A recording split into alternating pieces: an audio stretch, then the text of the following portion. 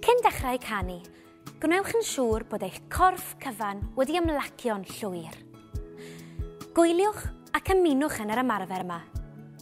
Ffeindiwch wagle a sefwch gyda'ch cefn yn syth.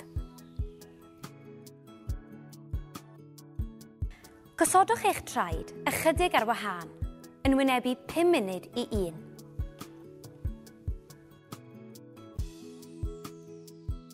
A rhowch eich ddwy fraich yn rhydd wrth eich ochr.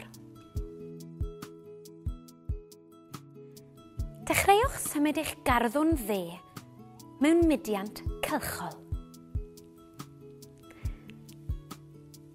Cadwch i droi a symudwch eich braich dde yn araf i fyny uwch eich pen.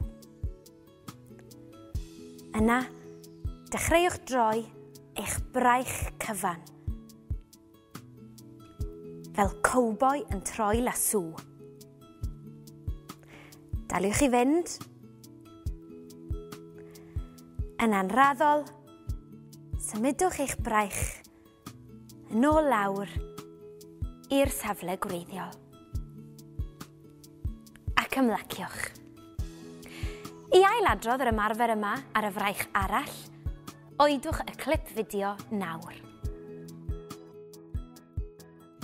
Nawr, gadewch i ni weithio ar y symudiad nesaf. Gwyliwch ac ymunwch yn yr ymarfer. Sefwch gyda'ch cefn yn syth.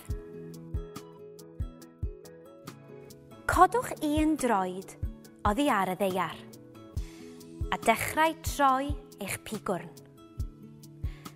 Yn ara deg, mae digon amser.